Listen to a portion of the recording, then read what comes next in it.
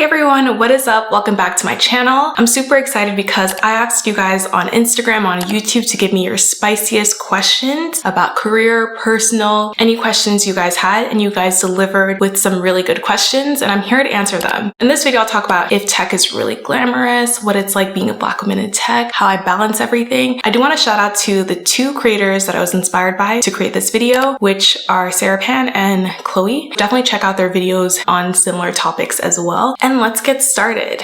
Okay, so let's start with the first question, which is how do I deal with imposter syndrome? If you're not familiar with imposter syndrome, it's the feeling like you're not qualified, you were hired by accident, you're kind of like a fraud. And this is something a lot of people in tech deal with, especially minorities, women. But there are two things I always remember. First of all, I don't want my confidence to block my blessings. There's so many people who are successful just based on their audacity and confidence alone. Like, have you been seeing all these scammers in tech who have been, succeeding and thriving just based on confidence and audacity? These people are able to have confidence in themselves with no qualifications. You know what I mean? Why can't I, who can do the job, who can work hard, who can learn, why should I let my lack of confidence block me from succeeding? Sometimes when I feel lack of confidence, I try to push past it and I just see it as I don't want that lack of confidence to prevent me from succeeding in my goals. And you know what? Like, people are going to try to block my blessings anyway. I don't want to be the one that steps in my own way. Being a fraud and imposter isn't always a bad thing. If you have the ability to learn and you have the ability to get better, that's all that matters. So even if you're uncomfortable and you feel like, wow, I don't know this, I'm not sure like what's going on, you have the ability to learn and you have the ability to resolve any things that you might not know right now. And then finally, if you talk to other people, you realize a lot of people are dealing with imposter syndrome. A lot of people feel like they don't know what's going on as well. And that actually brings me a lot of comfort. We all think we're imposters, you know what I mean? But we're all trying to learn and we're all trying to get better. So that's kind of like 3 things that helped me with my imposter syndrome.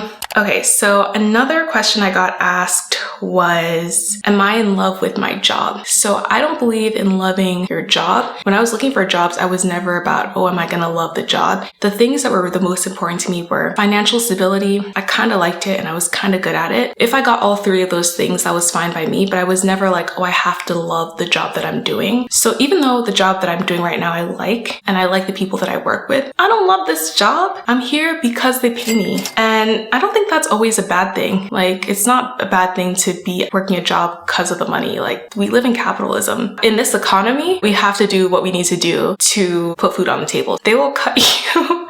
Like, they don't even give a shit about you. Like, the way they'll fire you, layoffs, all these things, these jobs don't care about us as people. This is just a business relationship. You need to also be like, okay, I'm gonna cut this job off when I feel like it's not bringing me any value and it's not helping me in life. So no, I don't love my job, but I do like the people I work with. This is a related question. Do I feel guilt when I move on from a company and team? No, I feel no guilt because listen, I'm working for myself, right? The person who matters the most is me. And for all the jobs I've left, I've had a good reason. Either I wasn't growing, either I wasn't getting enough support, either I felt like I could make more money, which was like my first job outside of tech. So yeah, I never ever feel bad about leaving a company, leaving a team, because I have to do what's best for myself the same way the business and my other teammates have to do what's best for themselves as well.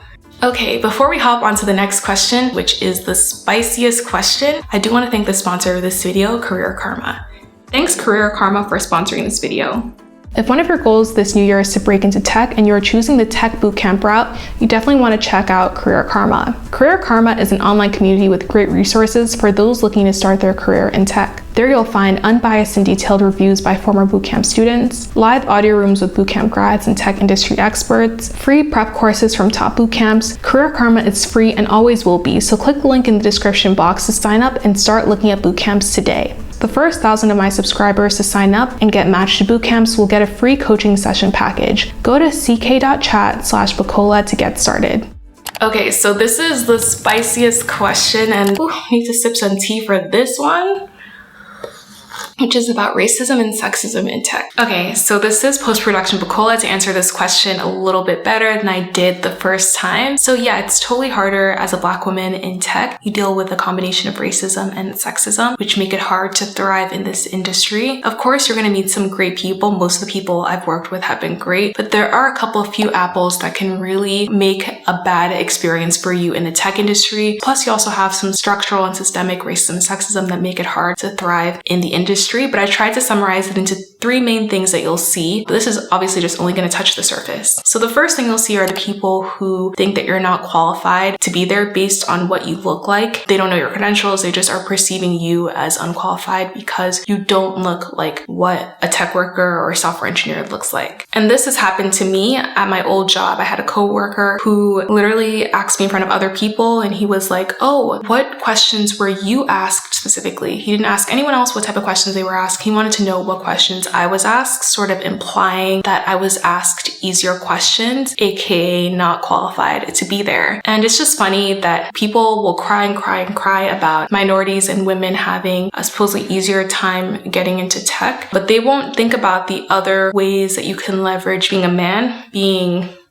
to thrive in this industry. Just to provide a few examples that people never talk about and they're just assumed as accessible to everyone. Like, for example, culture fit, which if everyone in the company's culture looks a certain way and acts a certain way and has similar backgrounds, of course it's going to be harder if you're different to get that culture fit points. Another thing too is that certain groups don't have access to a network that is connected and can vouch for you and can allow you to get internally referred for certain roles. But those are just a few examples of how other groups can leverage their race and their gender to get access to better jobs. But what's crazy to me is that the whole reason we have diversity programs and we have diversity hiring is because companies had discriminatory hiring practices. Companies would not want to interview people with certain names, and tech companies specifically have a long history of wanting to hire mostly white and Asian men because they're perceived to be more technical based on stereotypes in the media. It's funny that companies had discriminatory hiring practices, so we had to create diversity programs and diversity hiring to force these companies to at least bring women and minorities into the interview pipeline. And now these programs are weaponized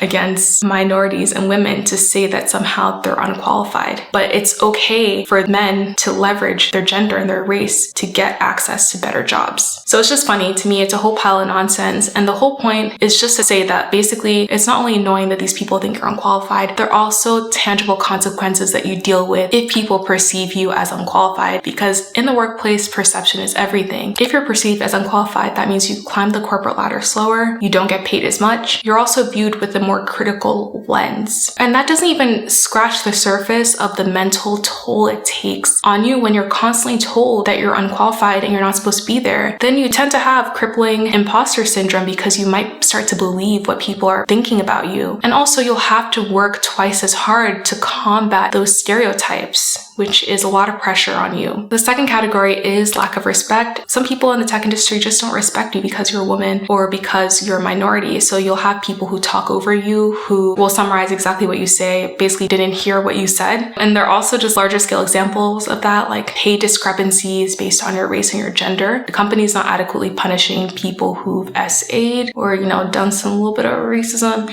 in the workplace. Then there's also the mental toll of being the only one. I was the only Black person in my company for like 2 years that I worked there, and most of the people were nice except for a couple, bad apples. But yeah, it's really hard being the only one, because when you're the only one in a group, it's not like people are trying to meet you halfway. You have to be the one to assimilate and to contort yourself to fit into this boys club, basically. So you're constantly code switching. Every day I would go into the office, I was like performing to sort of get my coworkers to like me and to fit in the workplace, which was really tough. Also, you're not going to get as much mentorship and mentors because you'll look up and there's no one in the seniority level that looks like you. People at the senior level tend to want to mentor people who remind them of themselves when they were younger. And also because so many people don't have exposure to working with Black people in the office, working with Black women specifically in the office, you deal with so many off-color comments, a ton of microaggressions. People say things that you're just like, why did you say that to me? Basically, you end up feeling alone and othered, not respected. So yeah, as you can imagine,